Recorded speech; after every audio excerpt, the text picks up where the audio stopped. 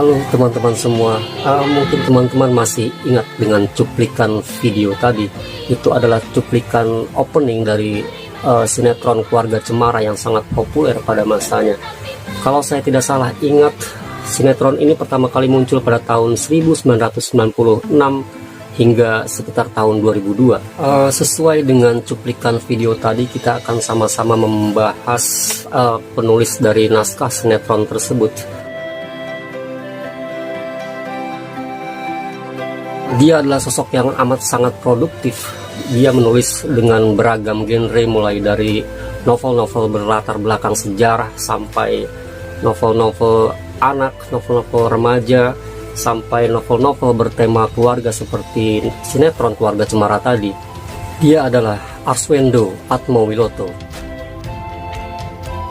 Sebenarnya jauh sebelum sinetron Keluarga Cemara ini populer, Arswendo Atmowiloto ini juga pernah terlibat dalam penulisan naskah sinetron yang juga sangat populer pada tahun 1985.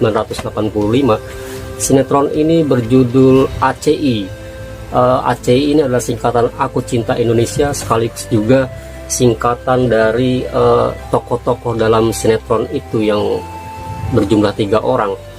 Sinetron ACI ini bertemakan tentang kehidupan dan romantika pelajar sekolah pada masa itu.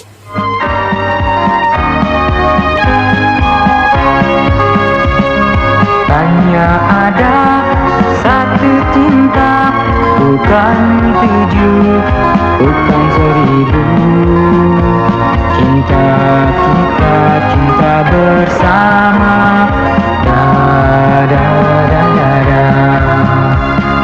ACI, hati cinta Indonesia. Bisa Amir, bisa Cici, bisa Ito. Tapi ACI, aku cinta Indonesia. Sinetron ACI ini sangat populer di tengah masyarakat Indonesia pada pertengahan 1980-an karena sinetron ini ditayangkan cukup lama di TVRI, di mana TVRI adalah satu-satunya stasiun TV di Indonesia pada masa itu. Sinetron ACI ini juga digarap berdasarkan karya Arswendo Atmowiloto, di mana itu adalah, kalau tidak salah, novel-novel berseri. Hanya saja seingat saya, novel-novel ini tidak semuanya ditulis oleh Arswendo, tapi juga ditulis oleh Joko Lolono.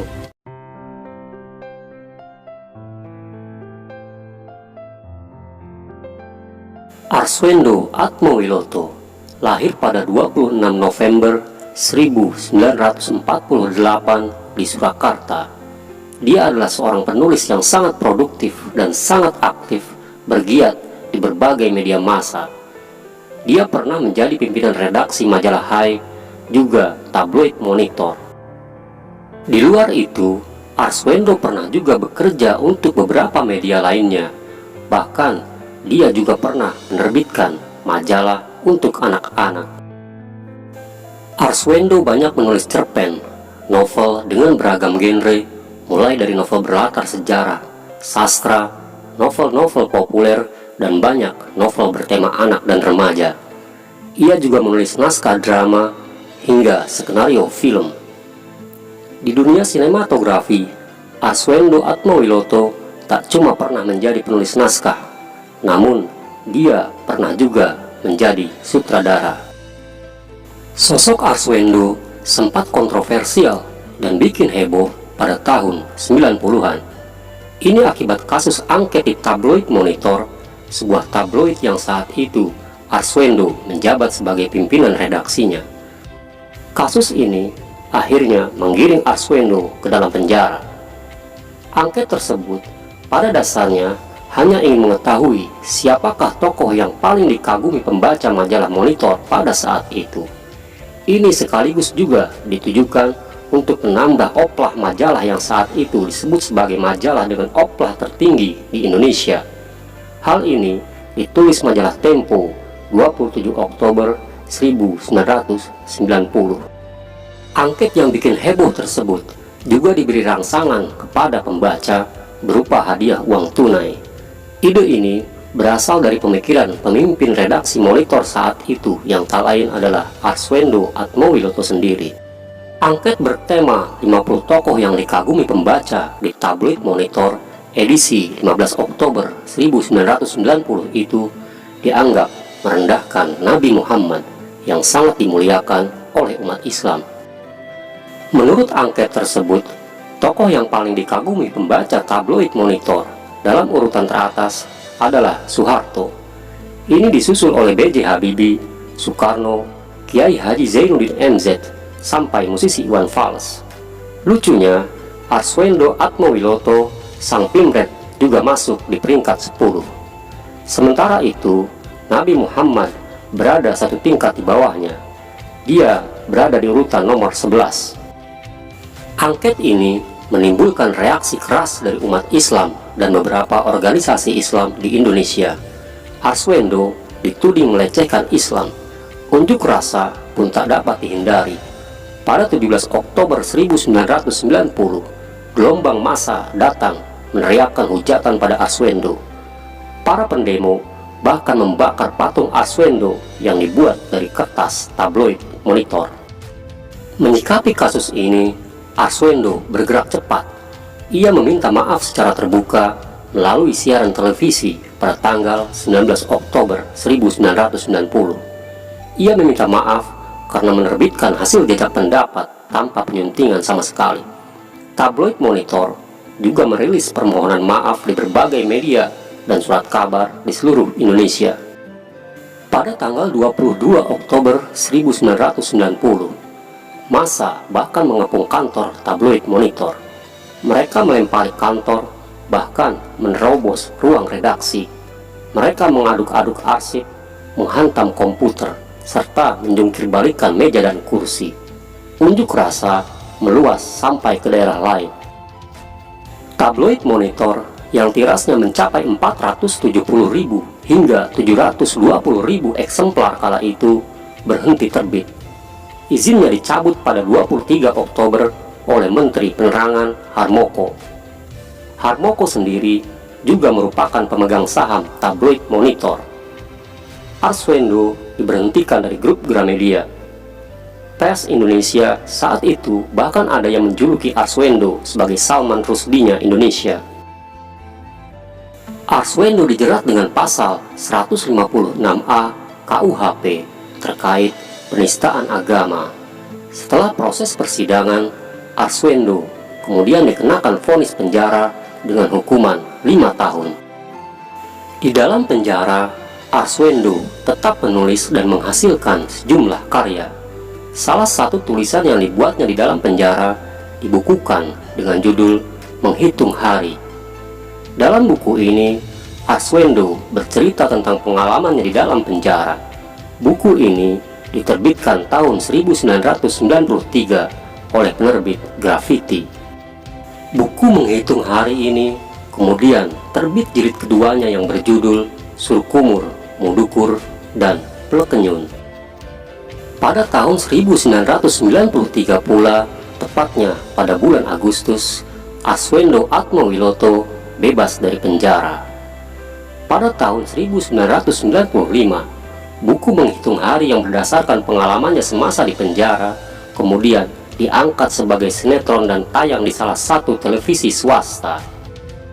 Sinetron ini kelak memenangkan penghargaan film terbaik di Festival Sinetron Indonesia pada tahun 1995. Arswendo merayakan penghargaan ini dengan syukuran yang diadakannya di dalam penjara.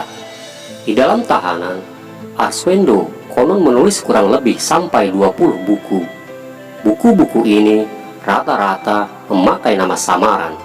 Sejak dulu, Arswendo memang kerap menggunakan nama samaran untuk karya-karyanya. Dalam beberapa bukunya, Arswendo menggunakan nama Titi Nginung. Untuk cerita bersambungnya, Sudesi, yang terbit di harian Kompas, Arswendo menggunakan nama Sukmo Sasmito. Tetapi ketika karya ini diterbitkan sebagai buku, Arswendo kembali menggunakan nama aslinya. Buku berjudul Auk yang semula dimuat dalam Suara Pembaruan, awalnya juga memakai nama samaran Lani Biki.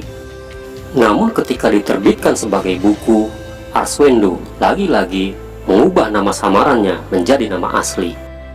Nama samaran lain yang pernah dipakai Arswendo adalah Said Saad dan juga BMD Haraha. Selain novel, cerita pendek dan naskah film, Arswendo juga banyak menulis artikel dan esai. Penulis kelahiran Surakarta ini juga memiliki perhatian besar pada perkembangan komik Indonesia.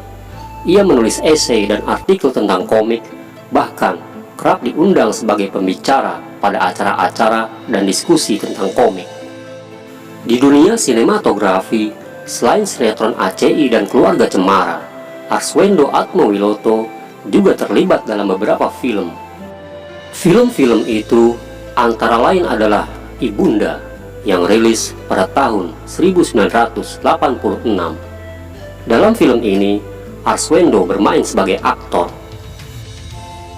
Pada tahun 1989, Arswendo kembali terlibat dalam film Pacar Ketinggalan Kereta. Bersama Teguh Karya, Arswendo menjadi penulis naskah film yang meraih banyak penghargaan itu, termasuk Piala Citra.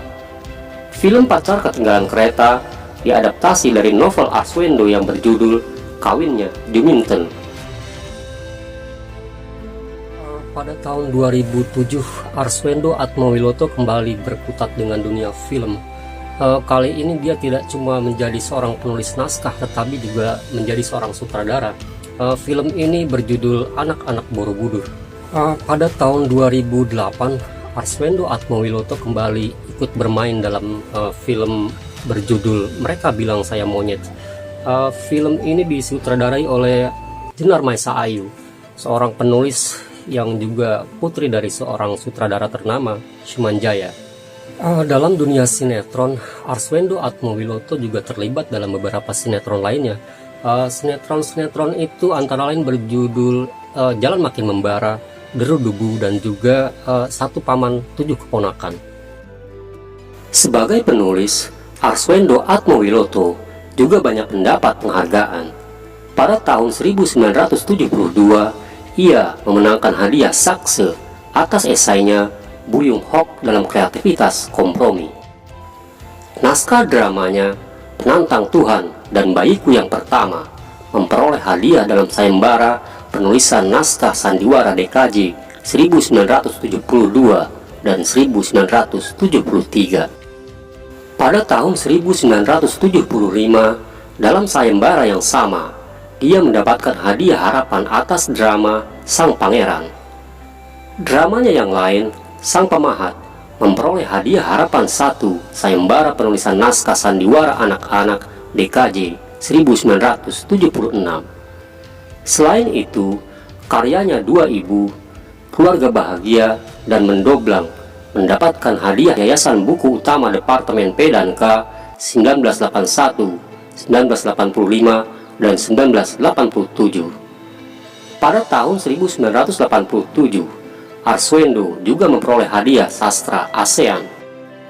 Atas karya, jasa, dan dedikasinya untuk dunia pertelevisian Indonesia, almarhum Arswendo Atmowiloto dianugerahi penghargaan Pengabdian Seumur Hidup Panasonic Global Award 2019.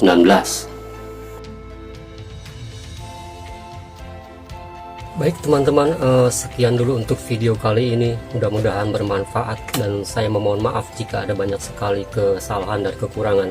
Tetap semangat, salam literasi.